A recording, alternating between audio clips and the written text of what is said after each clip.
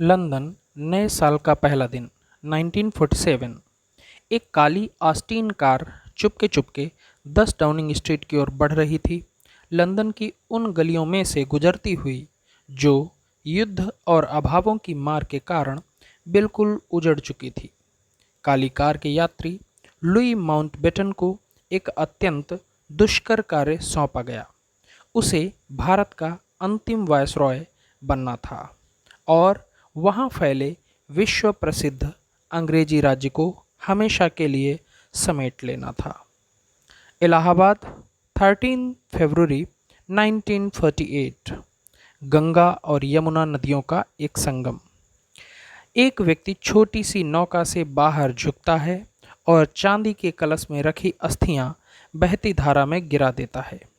अगणित भारतीयों की अस्थियां जिस संगम में विसर्जित हुई हैं, उसी संगम से उस व्यक्ति की अस्थियां जा गिरी जिसने उन अगणित भारतीयों के दुख दर्द को अपना ही दुख दर्द समझ लिया था। भारत के मुक्तिदाता, किंतु एक भारतीय के ही हाथों जान से मारे गए महात्मा गांधी की अस्थियां समुद्र की ओर अपनी यात्रा शुरू कर चुकी थीं। उपर्युक्त 2 तारीखों के बीच दुनिया में बहुत कुछ बदल गया था। 2 ऐसे जबरदस्त देश पैदा हुए थे जिनकी कुल आबादी पूरी मानवता के 5वें हिस्से के बराबर हो। 40 करोड़। 1 करोड़ व्यक्ति बर्बाद होकर उस देशांतर यात्रा पर निकल पड़े थे जो मानव इतिहास की सबसे बड़ी देशांतर यात्रा साबित होने वाली थी और जिसमें लगभग 2.5 लाख लोग मौत के घाट उतर गए थे। इसके साथ ही खत्म हो गया था पूंजीवाद का युग। उस घटनाक्रम संक्रमण काल का विवरण लैरी कॉलिंस और डोमिनिक लेपियर ने उसी क्षमता, शोधप्रियता और अंतरंगता के साथ किया है जिसके कारण उनकी पूर्व पुस्तकें ओ जेरूसलम और इज पेरिस बर्निंग बेहद सफल रही थीं। तो प्रस्तुत है आधी रात को आज़ादी। लेखक लैरी कॉलिंस, डोमिनिक लेपियर। शुरू करते हैं यह पुस्तक। वह जाति जो केवल जीतने और शासन करने के लिए पैदा होती है। लंदन, नए साल का पहला दिन, 1947। ठंड के दिन थे और उस महान राष्ट्र का असंतोष उबाल पर था। दुख, दर्द और आशंका के कोहरे ने लंदन को ढांक लिया। इंग्लैंड की राजधानी नए साल की शुरुआत ऐसे बिगड़े हुए हालात में कर रही थी जैसे पहले कभी नहीं देखे थे। शायद ही कोई घर इतना संपन्न था जिसमें इतना भी गर्म पानी हो कि मर्द दाढ़ी बना सकें और औरतें वाश बेसिन धो सकें। नए साल के स्वागत में नाचने कूदने के बजाय लंदन के लोग अपने बिस्तरों में घुसे हुए थे। जौ से बनी शराब अव्वल तो उपलब्ध ही नहीं थी और थी भी तो 8 पाउंड बोतल की दर से। लोगों को क्या पागल कुत्ते ने काटा था जो शराब पीते। गलियां सूनी पड़ी थीं। पेट्रोल भी शराब की तरह दुर्लभ हो चला था। जो इक्की दुक्की कारें सड़कती दिखाई दे रही थीं, उसमें भी कुछ ऐसी भावना थी मानो पेट्रोल का भक्षण करके उनसे कोई अपराध हुआ जा रहा हो। गलियां एक खास तरह की गंध से आच्छादित थीं। वह युद्ध के बाद के लंदन की अपनी गंध थी। घातक बमों ने जिन इमारतों को ध्वस्त किया, जलाया और झुलसाया था, उनमें से कसैली गंध के बगुले से उठते रहते। इन सब के बावजूद वह उदास शहर एक विजेता राष्ट्र की राजधानी था। केवल 17 माह पहले इतिहास के सबसे विकट युद्ध में इंग्लैंड ने विजय प्राप्त की थी। इस विजय ने इंग्लैंड के उद्योग धंधों को चौपट और सरकारी खजाने को एकदम खाली कर दिया था।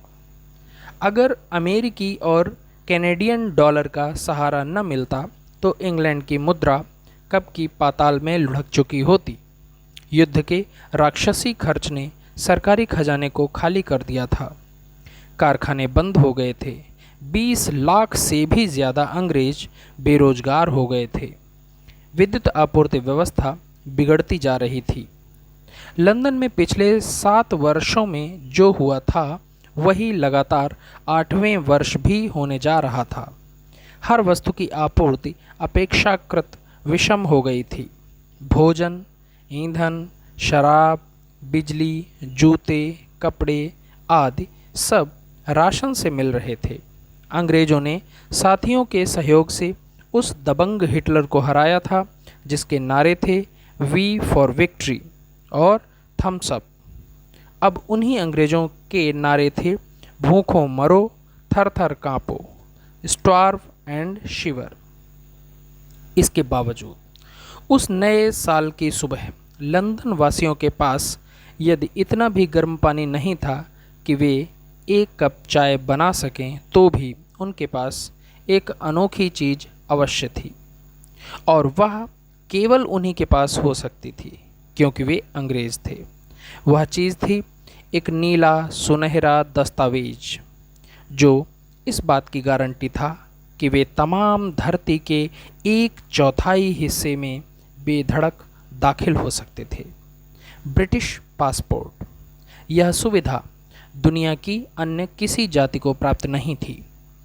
1947 का पहला दिन आशंका, अभाव, दुख और भयानक असुरक्षा के माहौल में शुरू अवश्य हो रहा था, लेकिन 1/4 धरती पर फैला अंग्रेज़ों का अद्भुत और अजीबोगरीब साम्राज्य उस दिन भी लगभग ज्यों का त्यों खड़ा था।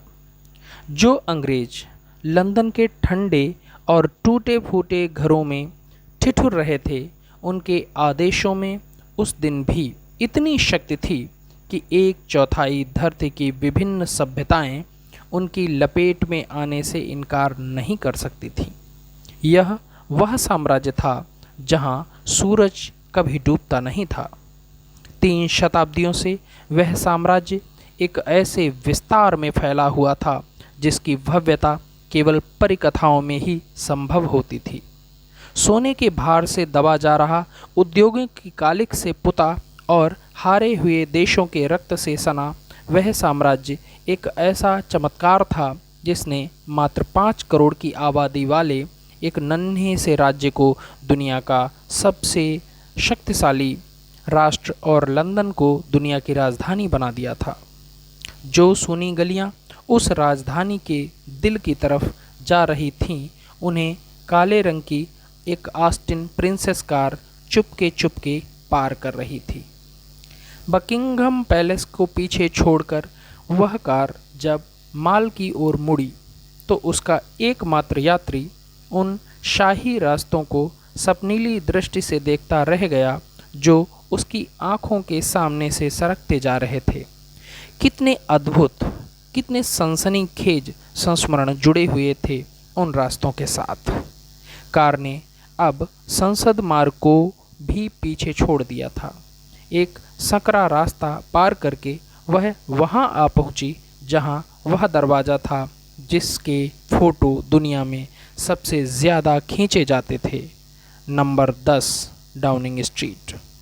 पिछले 6 वर्षों से सारी दुनिया ने उस दरवाजे के सीधे साधे चौखट का संबंध एक ऐसे व्यक्ति के साथ जोड़ रखा था जिसके मुंह में लगातार एक जलता सिगार होता और हाथ में छड़ी।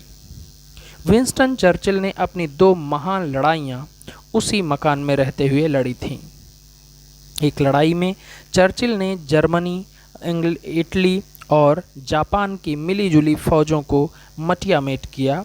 दूसरी लड़ाई में उसने ब्रिटिश साम्राज्य की आंतरिक सुरक्षा का बीड़ा उठाया।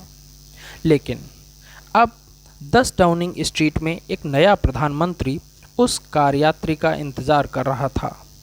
नया उत्साही समाजवादी नेता जो चर्चिल को खास पसंद नहीं था।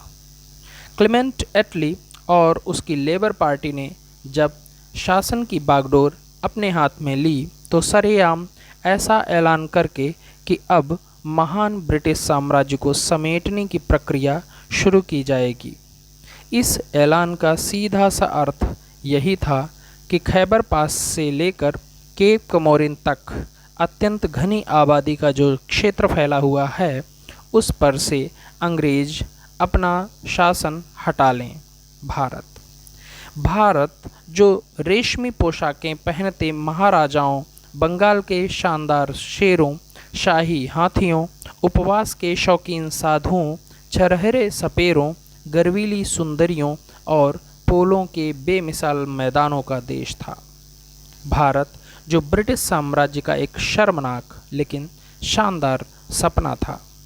काली ऑस्टिन कार के उस अकेले यात्री को आज इसलिए बुलाया गया था कि अंग्रेज़ों का वह शानदार सपना हमेशा के लिए ख़त्म कर दिया जाए। 10 डाउनिंग स्ट्रीट के सुप्रसिद्ध चौखट के सामने वह खूबसूरत रियर एडमिरल गंभीरता से अपनी काली ऑस्टिन के बाहर निकला।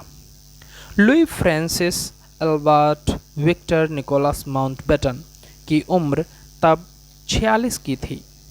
उसकी गणना इंग्लैंड के सर्वाधिक प्रसिद्ध व्यक्तियों में होने लगी थी। वह 6 फीट से भी ज़्यादा लंबा आदमी था। उसकी कमर की सुडौलता और चाल की चुस्ती से जाहिर था कि वह कितने उत्साह के साथ रोज कसरत किया करता था। पिछले 6 वर्षों में उस व्यक्ति ने असंख्य विपत्तियों का सामना किया था। न जाने कितनी बार मौत उसे छूती हुई निकल गई थी।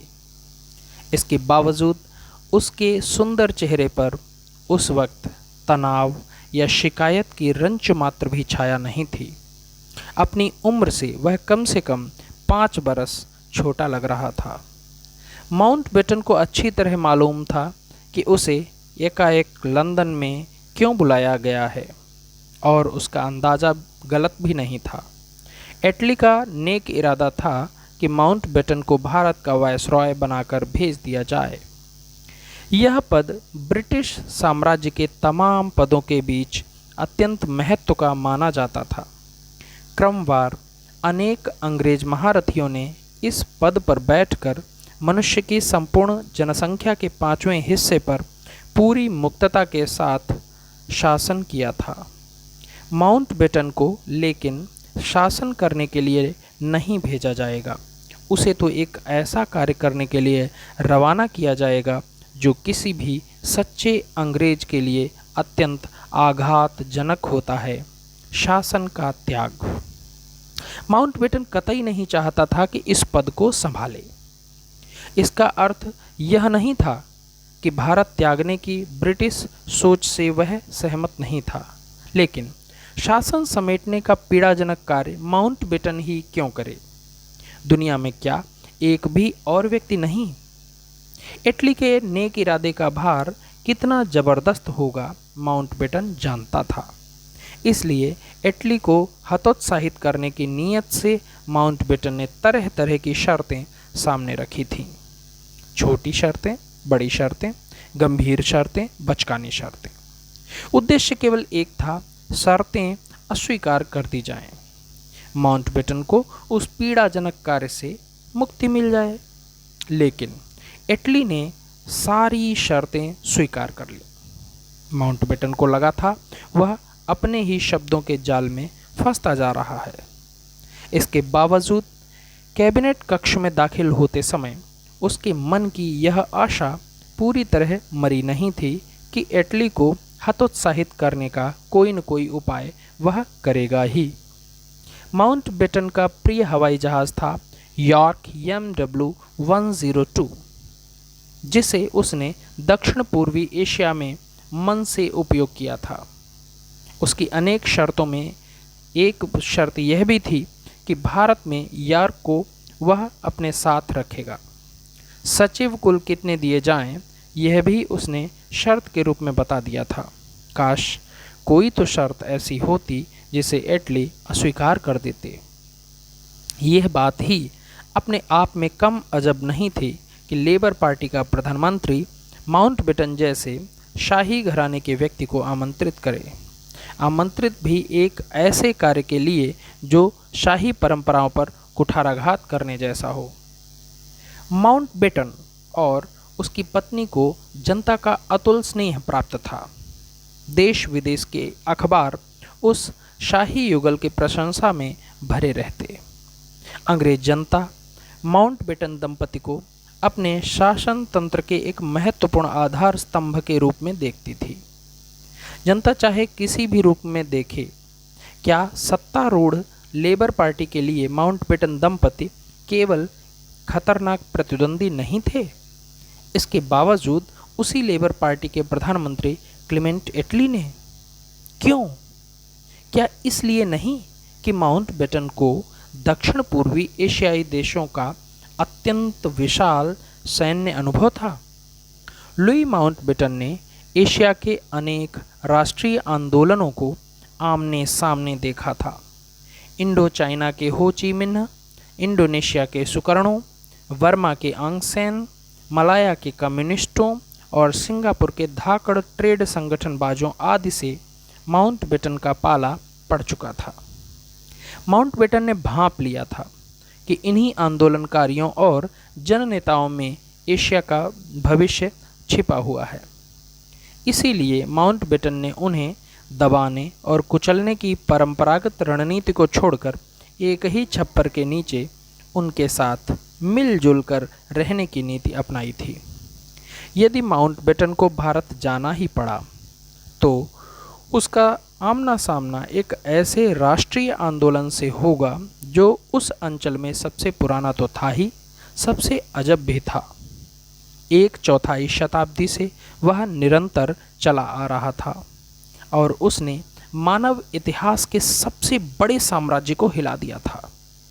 भारत पर से शासन समेट लेने का जो निर्णय इटली सरकार ने लिया, क्या वह उसी राष्ट्रीय आंदोलन की प्रतिध्वनि नहीं था? प्रधानमंत्री एटली ने भारत भूमि के सामान्य दृश्य की औसत विवेचना से अपनी बात प्रारंभ की।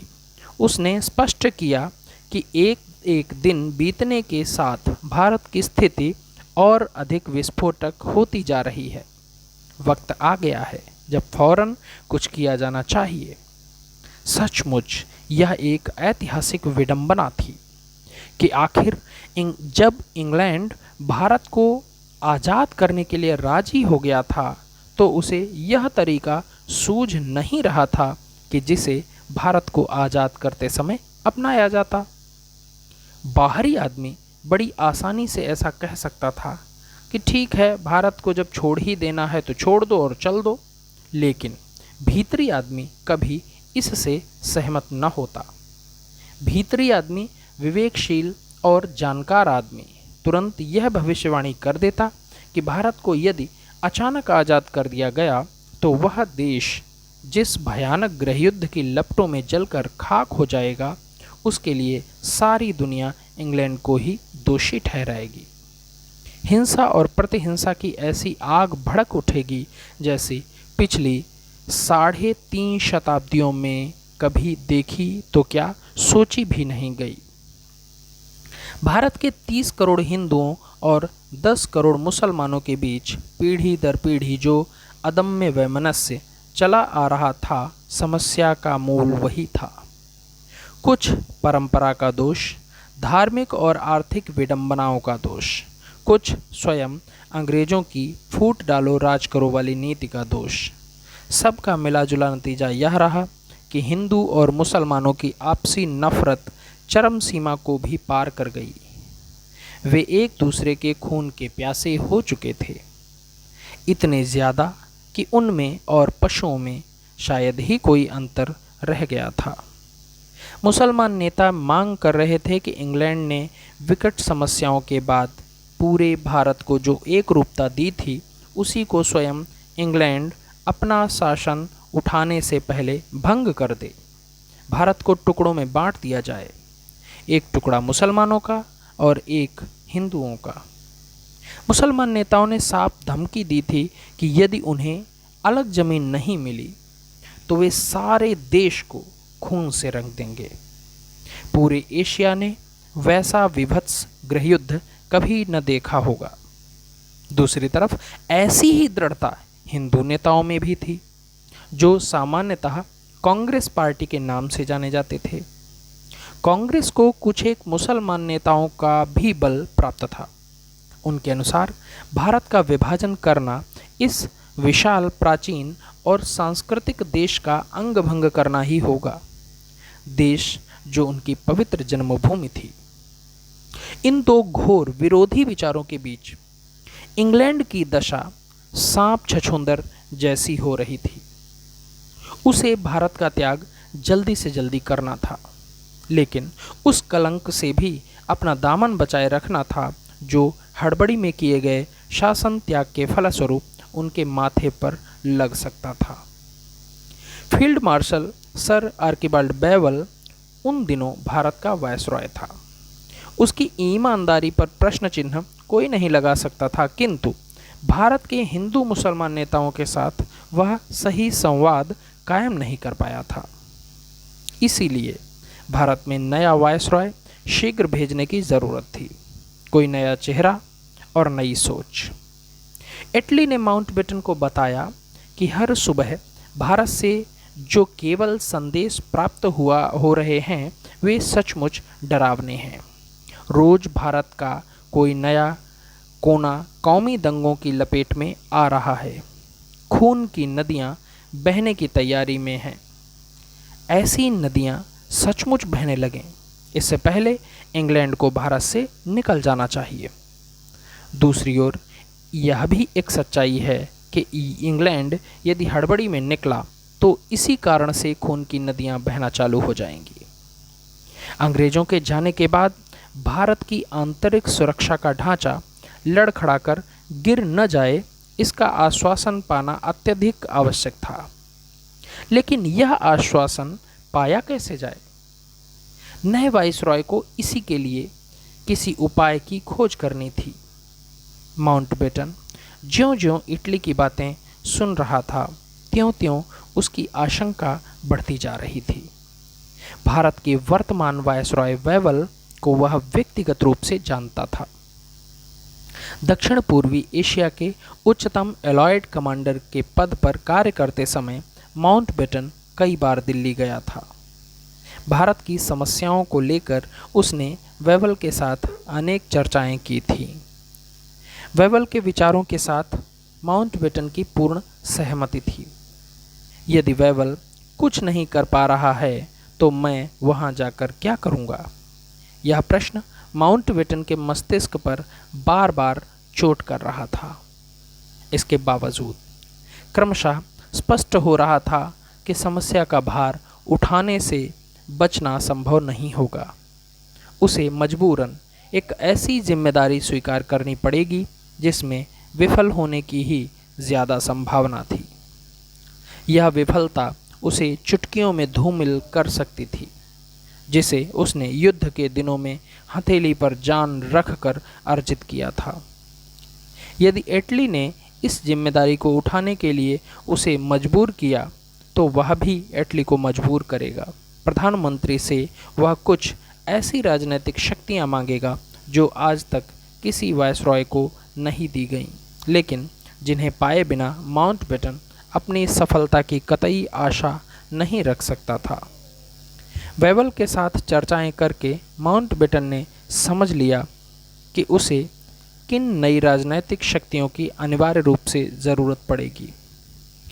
मैं यह पद तब तक स्वीकार नहीं करूंगा जब तक हमारी सरकार इस पर सहमत नहीं होती कि भारत को आज़ादी देने की एक निश्चित तारीख घोषित हो जानी चाहिए।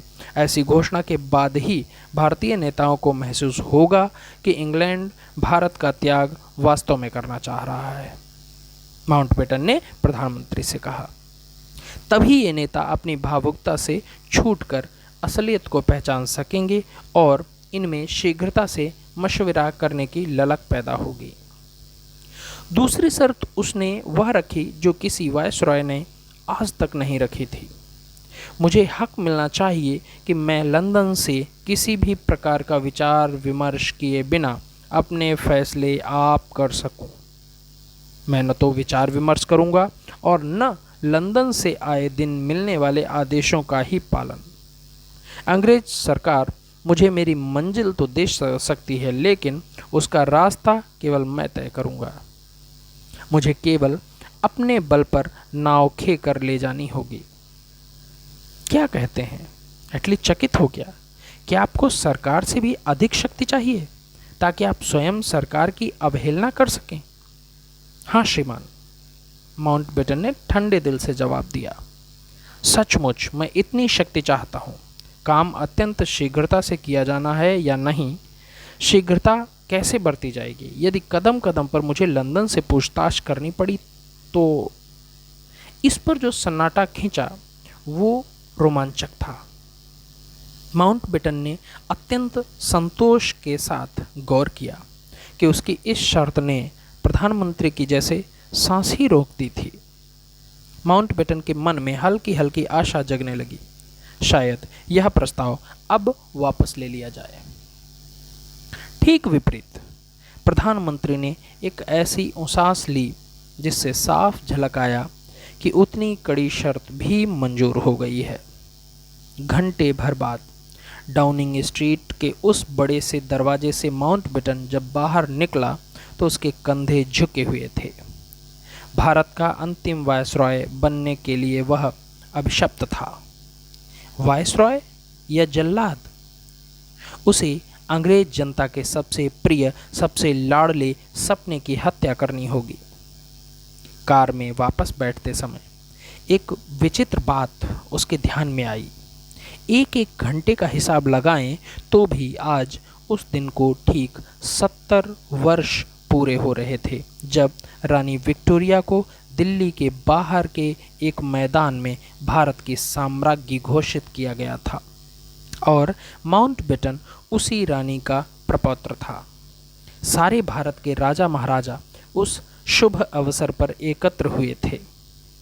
उन्होंने एक स्वर में ईश्वर से प्रार्थना की थी कि रानी विक्टोरिया की शक्ति और प्रभुसत्ता हमेशा हमेशा के लिए अखंड रहे। आज जब नए साल का पहला दिन है, उसी रानी विक्टोरिया के प्रपौत्र ने वह प्रक्रिया शुरू कर दी है जिससे एक ऐसी तारीख तय होगी जब उस प्रार्थना में से हमेशा हमेशा के लिए शब्दों को हमेशा के लिए लुप्त हो जाना पड़ेगा। दुनिया के महानतम चमत्कारों के मूल में कभी कभी निहायत मामूली घटनाएं बैठी होती हैं। मात्र 5 शिलिंग के चक्कर में इंग्लैंड ने एक ऐसी राह पकड़ ली थी जो आगे चलकर भूमि विजय के एक महानतम पराक्रम का रूप लेने वाली थी।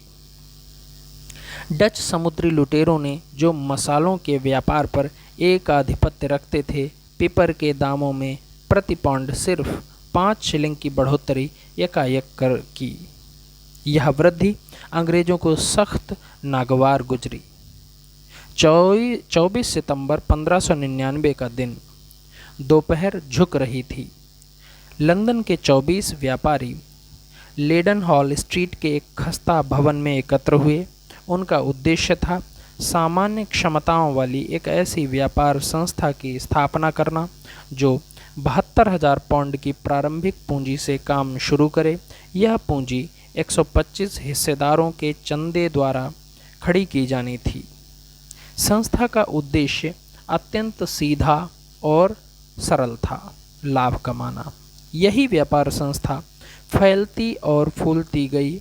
इसी ने एक दिन भारत में अंग्रेजों का राज्य जमा दिया जो तत्कालीन पूंजीवाद का एक अत्यंत सच्चा प्रतीक बन गया। जो कहानी सामान्य लाभ से शुरू हुई वही शोषण और ऊहापोह की अद्भुत गाथा में बदल गई। 24 अगस्त 1600 के दिन सूरत के मामूली बंदरगाह में अंग्रेजों के व्यापारी जहाज हेक्टर ने लंगर डाला। भारत में अंग्रेजों ने पहली बार चरण रखे। हेक्टर का कप्तान था विलियम हॉकिंस। वह नाविक कम और लुटेरा अधिक था।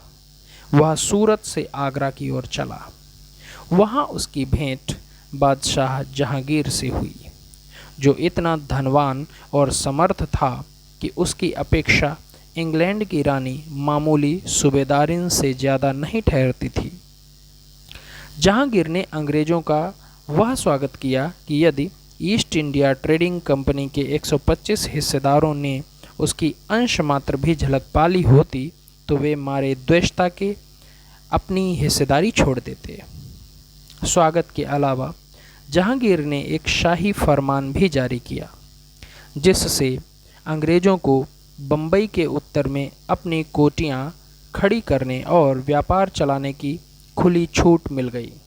शीघ्र ही ईस्ट इंडिया ट्रेडिंग कंपनी के 2 जहाज प्रतिमाह भारत आते और माल उतारने लगे। भारत का जो अनोखा माल वे इंग्लैंड लेकर गए, वह खूब तेज़ दामों पर बिका।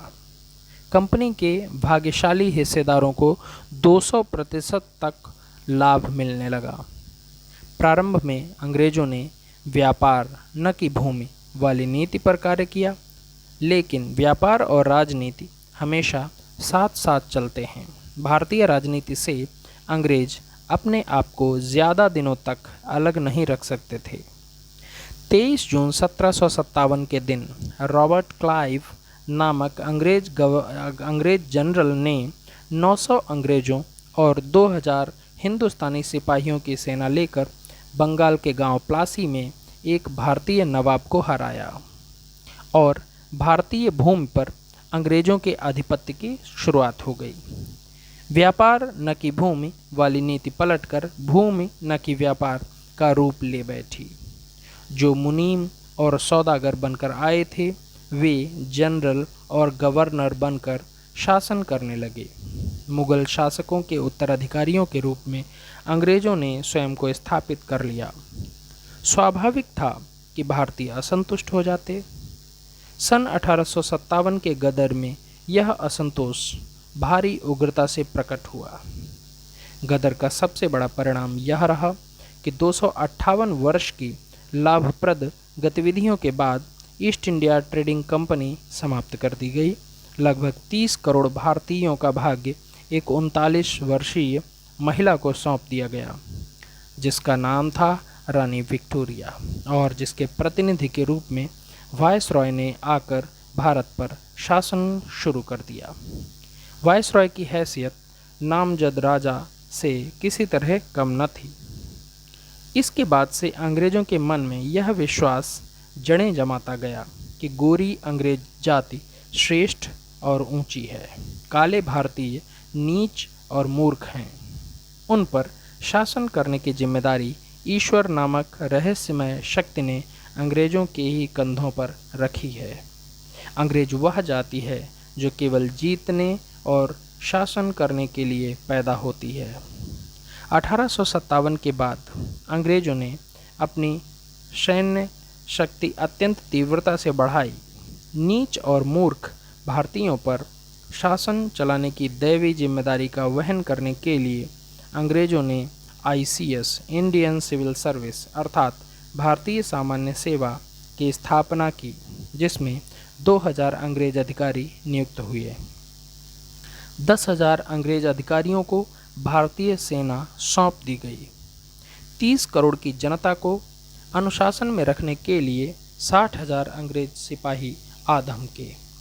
उनके अतिरिक्त 2 लाख भारतीय सिपाही भारतीय सेना में ही थे। भारत में अंग्रेज़ों की शासन पद्धति शुरू से कुछ ऐसी रही जैसे कोई बूढ़ा स्कूल मास्टर कक्षा के उजड़ विद्यार्थियों को बेंत के जोर पर सही करने निकला हो। इस स्कूल मास्टर को पूरा विश्वास था कि विद्यार्थियों को जो शिक्षा वह दे रहा है वह उनके लिए सही और सर्वश्रेष्ठ है। यदि अपवादों को छोड़ दें तो अंग्रेज अधिकारी अपनी योग्यता और भ्रष्टाचारहीनता का ही परिचय देते थे।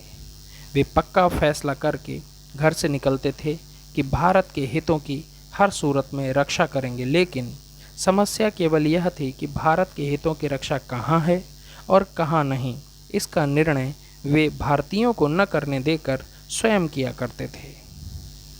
उनकी सबसे बड़ी कमजोरी थी वह दूरी, जिसे वे भारतीयों और स्वयं के बीच हमेशा बनाए रखना चाहते थे।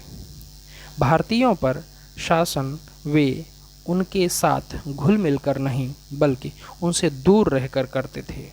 उठते बैठते सोते जागते हर क्षण उन्हें याद रहता कि वे एक ऐसी जाति के सदस्य हैं जो केवल जीतने और शासन करने के लिए ही पैदा होती है। इस जाति के 6,80,000 सदस्यों को प्रथम विश्व युद्ध ने मौत के घाट उतार दिया। इसके साथ ही उस सपने का टूटना शुरू हुआ जो इस जाति का सबसे प्रिय, सबसे लाडला सपना था, भारत, सोने की चिड़िया। यदि विश्व युद्ध ने 6,80,000 अंग्रेज न मार दिए होते तो भारत के सीमांतों पर गश्त लगाने के लिए नौजवानों की पूरी नई पीढ़ी तैयार खड़ी थी। जिलों और तहसीलों के हर छोटे बड़े सरकारी पद पर अंग्रेज आ जाते, लेकिन विश्व युद्ध ने उनका इतने बड़े पैमाने पर भक्षण किया कि वे तौबा बोल गए।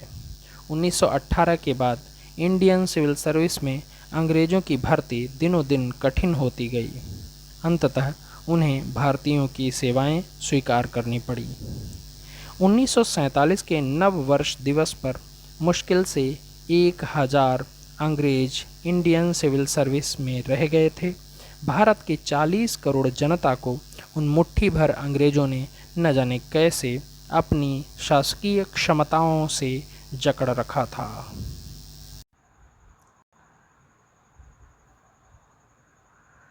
श्री रामपुर नोआखाली, नए साल का पहला दिन 1947। डाउनिंग स्ट्रीट से 6,000 मील दूर बंगाल की खाड़ी पर गंगा नदी के डेल्टा में कोई एक गांव, वहां किसी किसान की कोई एक झोपड़ी। उसके धूल भरे धरातल पर एक बुजुर्ग आदमी सोया हुआ था। दोपहर के ठीक 12 बजे थे, जैसा कि वह व्यक्ति रोज ठीक 12 बजे किया करता था। उसके सहयोगी ने एक गीला सूती थैला उसकी तरफ बढ़ाया। थैले को उसने यंत्रवत ले लिया और अपने पेड़ों पर सावधानी से रखा। थैले में गूंथी हुई थी काली मिट्टी। सूती कपड़े के आर पार उस मिट्टी का पानी छनता आ रहा था। मिट्टी का ऐसा ही एक और थैला जो आकार में जरा छोटा था, उस मर्द ने ले लिया और अपने गंजे सिर पर रखकर थपथपाया। धरातल पर सोया वह आदमी उस समय बड़ा कमज़ोर और नन्हा सा लग रहा था। असलियत कुछ और थी।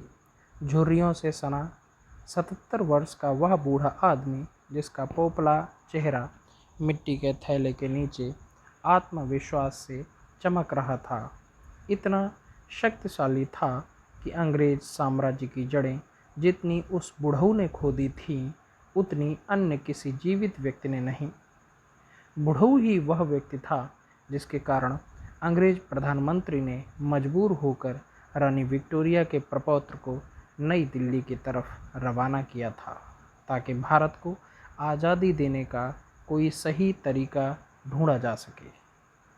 मोहनदास करमचंद गांधी पूर्णतया मौलिक क्रांतिकारी थे। उस कोमल महात्मा ने आज़ादी की लड़ाई लड़ने की एक ऐसी कठोर शैली ढूंढ निकाली थी जिसकी शक्ति और मौलिकता की पूरी दुनिया में कोई मिसाल नहीं थी। बगल में सावधानी से पॉलिश किए हुए नकली दांत रखे थे, जिन्हें गांधी जी केवल भोजन करते समय पहनते थे। इस्पाती फ्रेम का चश्मा भी वहीं पड़ा था, जिसके आर पार उनकी अनुभवी बूढ़ी आंखें इस नादान दुनिया का निरीक्षण किया करती थीं। गांधी जी नाटे कद के व्यक्ति थे, मुश्किल से 5 फीट, भार केवल 114 पाउंड, हाथ पैर आवश्यकता से अधिक लंबे। प्रकृति ने चाहा था कि गांधी जी का चेहरा सुंदर न हो।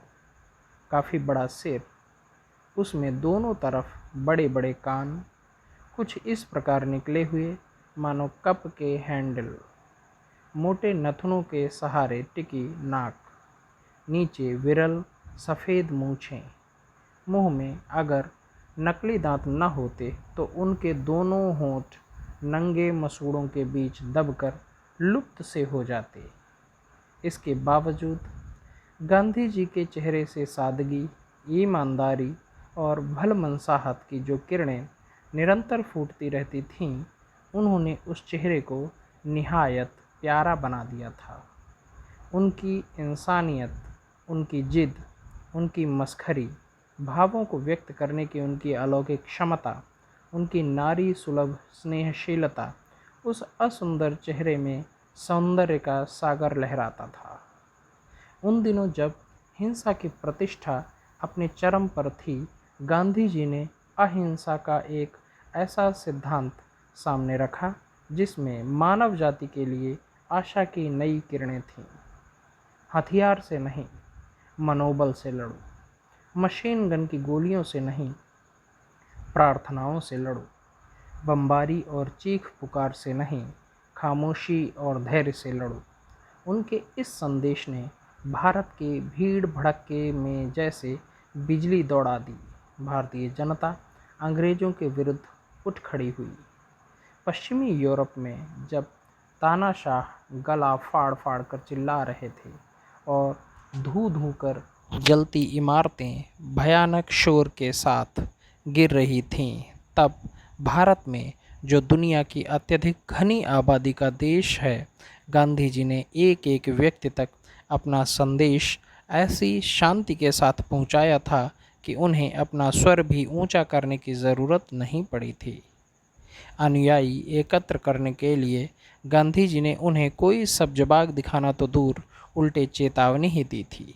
जो मेरे साथ हैं, उन्हें नंगे फर्श पर सोना, खुरदरे कपड़े पहनना, सूर्योदय से पहले उठना, सादा और स्वादहीन भोजन करना, यहाँ तक कि संडास भी स्वयं साफ करना होगा। शोक, रंगों के गणवेश और झनकारपूर्ण तमगे देने की अपेक्षा गांधी जी ने अपने अनुयायियों को हाथ से कते बुने और सिले कपड़े पहनाए। खादी, जिसने खादी पहनी वह एक दूसरे का भाई हो गया।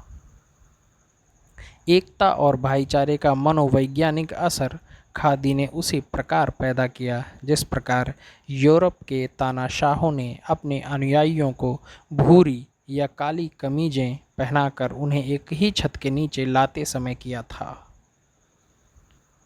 उन दिनों भारत में आधुनिक संचार साधनों का गहरा अभाव था। इसके बावजूद गांधी जी का संदेश बच्चे बच्चे, बूढ़े बूढ़े तक पहुंच गया। गांधी जी अपने अधिकांश पत्र स्वयं लिखते और लॉन्ग हैंड में लिखते। अपने अनुयायियों से वह बातें करते, बातें बातें बातें। कांग्रेस पार्टी की बैठक हो, दैनिक प्रार्थना सभाएं हों, कोई भी सार्वजनिक या अर्ध सार्वजनिक अवसर हो, गांधी जी बोलते और जो वह बोलते वह देश भर में फैल जाता। अत्यंत सादे, सरल, ग्रामीण उपायों से गांधी जी देश की जनता को झिझोड़ सकते थे और उन्होंने अंग्रेज साम्राज्य को भी झिझोड़ कर रख दिया। यह बात कोई कम रोमांचक नहीं कि गांधी जी ने भूख का एक हथियार के रूप में सफलतापूर्वक उपयोग किया। उस भूख को जिसने सदियों से भारत के आम आदमी को परेशान करके उसकी हड्डी हड्डी बाहर निकाल दी थी, गांधी जी ने स्वयं को भूखा रखा, उपवास किए। वह भोजन नहीं करते, मात्र पानी और सोडा बाइकार्बोनेट पीते थे और इतने से ही महान इंग्लैंड का सिंहासन डोल गया। ईश्वर से आक्रांत देश भारत ने उनके हड्डी हड्डी शरीर में, उनके अत्यंत सरल किंतु मारक उपायों में एक अलौकिक महात्मा के दर्शन कर लिए थे। गांधी जी जहाँ भी गए जनता पीछे रही। वह अपनी शताब्दी के सबसे प्रभावशाली व्यक्ति थे। अनुयायियों के लिए वह महात्मा थे। अंग्रेज़ों के लिए, जिन्हें खास उन्हीं के कारण शीघ्र भारत छोड़ना पड़ रहा था, वह एक अड़ंगेबाज राजनीतिज्ञ, एक बोगस मसीहा थे। उनके अहिंसक आंदोलन सदैव हिंसा पर समाप्त होते थे। उनके उपवास शुरू तब तक के लिए होते जब तक मृत्यु न आ जाए, लेकिन जब वास्तव में मौत आने लगती तो उपवास पहले ही टूट चुके होते। वेवल जैसे व्यक्ति को भी, जिसे सब ने एक दयालु वायसराय माना है, मोहनदास करमचंद गांधी से नफरत थी। वेबल ने गांधी को सदैव एक घाघ, जिद्दी और स्वार्थी राजनीतिज्ञ कहा, जिसकी जुबान पर कोई भरोसा न हो और महात्माओं जैसे गुण जिसकी परछाई को भी छू न सके हों। लेकिन जनता ने मान लिया था कि गांधी जी जहाँ जहाँ जाते हैं वहीं भारत की राजधानी चली जाती है। 9 वर्ष के उस प्रथम दिवस भारत की राजधानी बंगाल के उस छोटे से गांव श्रीरामपुर में थी, जहां वह महात्मा मिट्टी के थैले स्वयं पर रखकर अपना निसर्गोपचार कर रहा था। श्रीरामपुर, जहां से टेलीफोन या टेलीग्राफ की निकटतम लाइन भी 30 मील पैदल चलने के बाद आती थी। नोआखाली का क्षेत्र, जिसमें श्रीरामपुर स्थित है, उन दिनों भारत के सर्वाधिक दुर्गम क्षेत्रों में गिना जाता था। गंगा और ब्रह्मपुत्र के दलदली डेल्टा में छोटे छोटे द्वीपों की जो भूल भुलैया थी, उसी का दूसरा नाम था नोआखाली। वह मुश्किल से 40 मील के वर्ग में फैला हुआ था, जिसमें 25 लाख की जनसंख्या थी। 80% मुसलमान। वे गांव, नालों, झरनों और नहरों के कारण परस्पर कटे हुए थे। आने जाने के लिए पतवार वाली नौकाओं का प्रयोग किया जाता था। जगह जगह बांस, लकड़ी और रस्सों के पुल थे जो खतरनाक ढंग से डोलते रहते। उनके नीचे से पानी बड़ी तेजी से गुजरता रहता। श्रीरामपुर में सन 47 का नव वर्ष दिवस गांधी जी के लिए महानतम संतोष का दिवस होना चाहिए था, क्योंकि जिस मंजिल तक पहुंचने के लिए उन्होंने तमाम उम्र संघर्ष किया था, वह अब सामने ही थी, भारत की आज़ादी। मगर ज्यों ज्यों वह मंजिल नज़दीक आ रही थी, गांधी जी की उदासी बढ़ती जा रही थी। इस उदासी का कारण जो भी था, वह उस गांव के कण कण में चुनौती भरा अट्टहास कर रहा था, जहां गांधी जी ने अपना खेमा गाड़ रखा था। श्रीरामपुर का नाम अपनी पूरी विभत्सता के साथ उस प्रत्येक रिपोर्ट में खीसे निपोड़ता दिखाई पड़ता, जो लगभग रोज क्लीमेंट एटली को भेजी जा रही थी। कलकत्ता में हिंदुओं ने मुसलमानों का संहार किया। फलस्वरूप मुसलमान नेताओं ने अपने स्वधर्मियों को इस प्रकार भड़काया कि श्रीरामपुर के मुसलमान पूरे नोआखाली के ही मुसलमान बिदक गए और अचानक उन हिंदुओं पर टूट पड़े जिनकी जनसंख्या वहाँ केवल 20% थी और जिनके साथ वे वर्षों से भाई भाई की तरह रहते आ रहे थे। उन्होंने हिंदुओं को लूटा, हत्या की, उनकी स्त्रियों से बलात्कार किए, उन्हें उनकी पवित्र गौ माता का मांस खाने पर मजबूर किया। श्रीरामपुर की तमाम हिंदू झोपड़ियाँ जलाकर खाक कर दी गईं। बचे खुचे हिंदू चावल के खेतों में भाग गए थे। जिस झोपड़ी में गांधी जी आकर ठहरे, वो भी आधी जली हुई थी।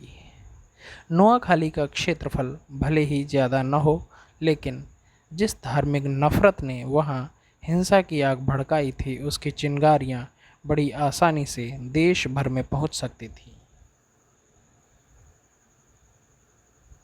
इतने बड़े देश में यदि एक साथ हिंसा का जलजला आ गया तो नोआखाली से पहले कलकत्ता में जो हुआ, फिर उत्तर पश्चिम बिहार में जो हुआ, बराबरी की निर्दयता से जिस प्रकार हिंदू मुसलमान अपने पड़ोसियों पर टूट पड़े, उसे यदि ध्यान में रख कर सोचा जाता तो ये समझना कतई कठिन नहीं कि अंग्रेज प्रधानमंत्री एटली नए वाइसरॉय के रूप में माउंटबेटन को शीघ्र दिल्ली भेज देने के लिए उस सीमा तक आतुर क्यों था।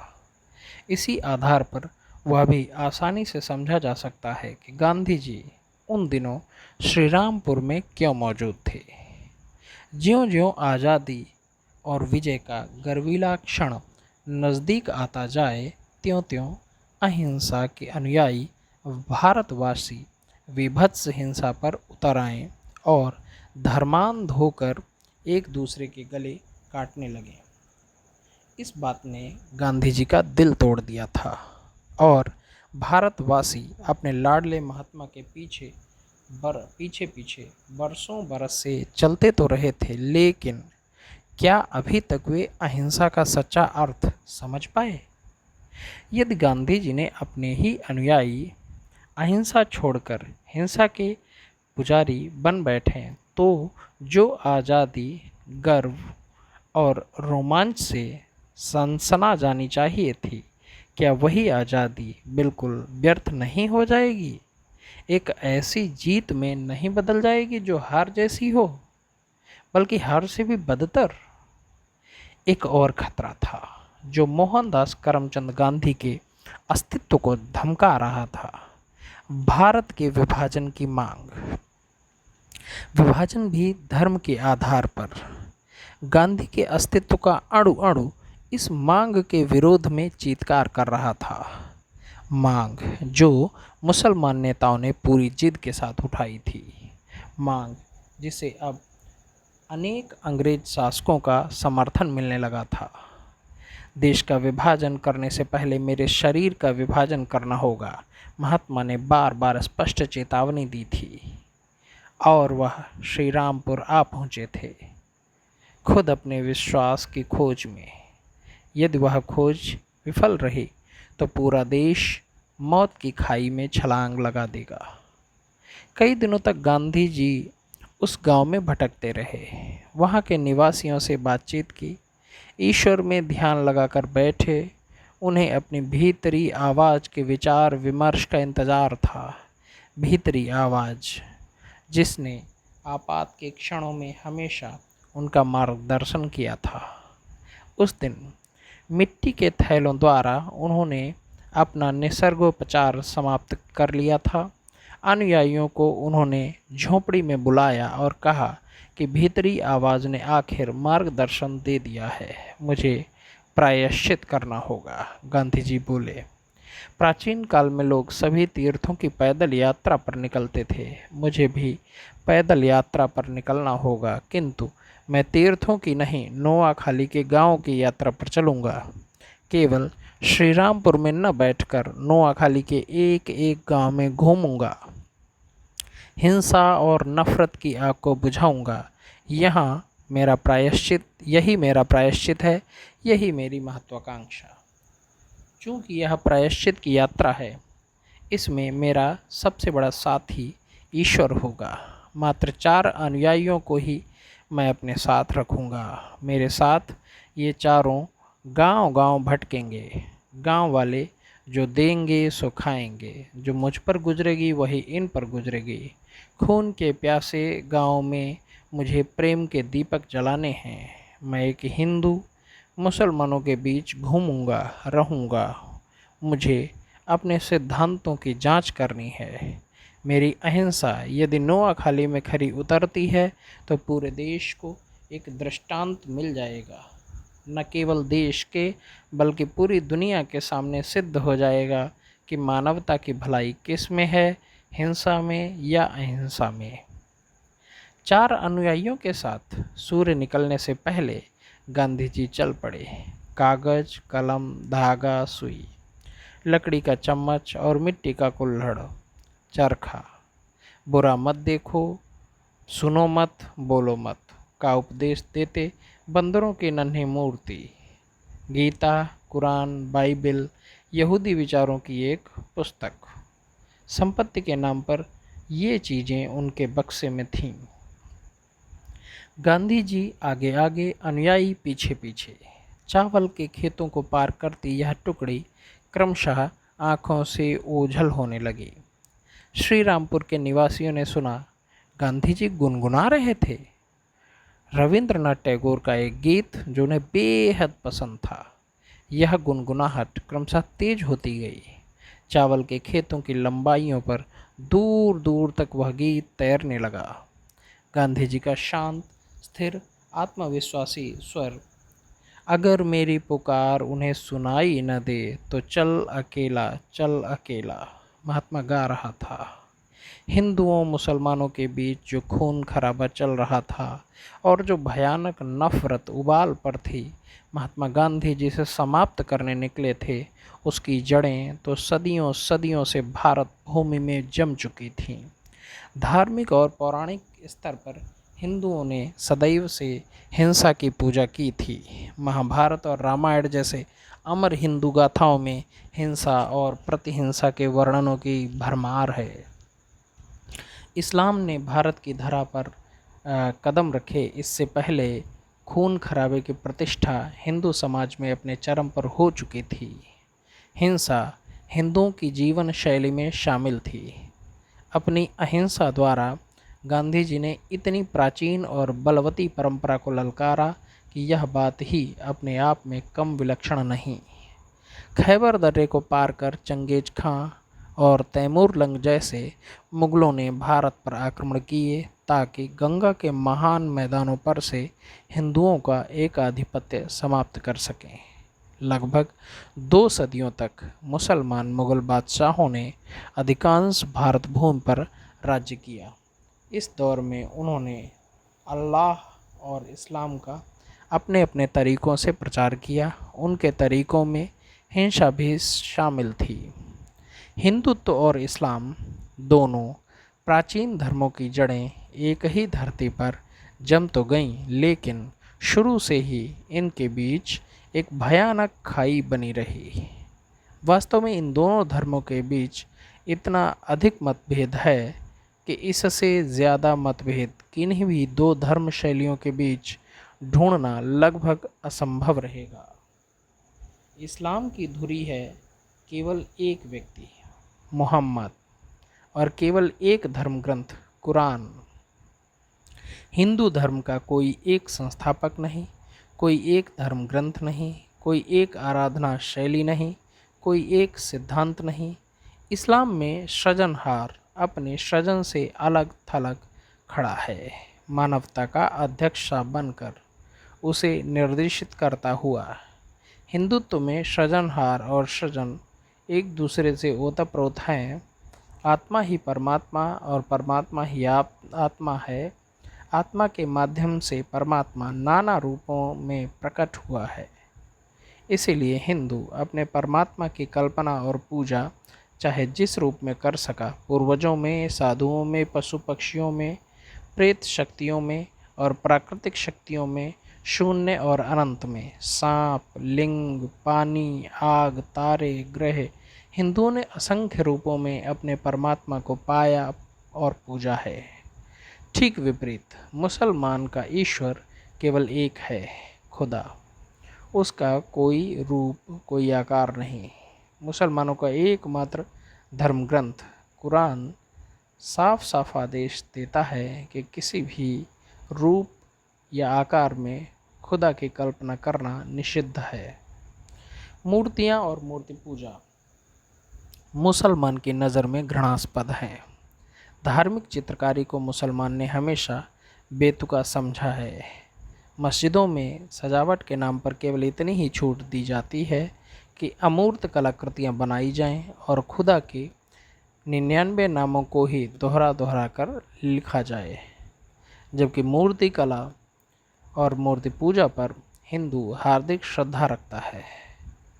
मंदिर और मस्जिद एक दूसरे से नितांत भिन्न पाए जाते हैं। मंदिर में प्रवेश के साथ ऐसा लगेगा जैसे यहाँ आध्यात्मिक उच्च बाजार गठित किया गया है। गले में सांप लपेटे हुए ईश्वर, 4-4, 6-6 बाजुओं वाले ईश्वर, अनेक मुँह वाले ईश्वर और दैत्य, उड़ने वाले दैवी हाथी, दैवी बंदर, नाचती अप्सराएं, रहस्यमय लिंग। मुसलमान समूह बनाकर सामूहिक स्वर में कुरान की आयतें पढ़ते हैं, स्वयं को मस्जिद के धरातल पर मक्का की दिशा में गिरा और झुकाकर, जबकि हिंदू एकांत में पूजा करता है। ईश्वर के लगभग 30 लाख रूपों में से वह अपनी इच्छा अनुसार 1 या 2 अधिक रूपों का चुनाव करके अपनी संपूर्ण मानसिकता को उसी पर न्यौछावर कर देता है।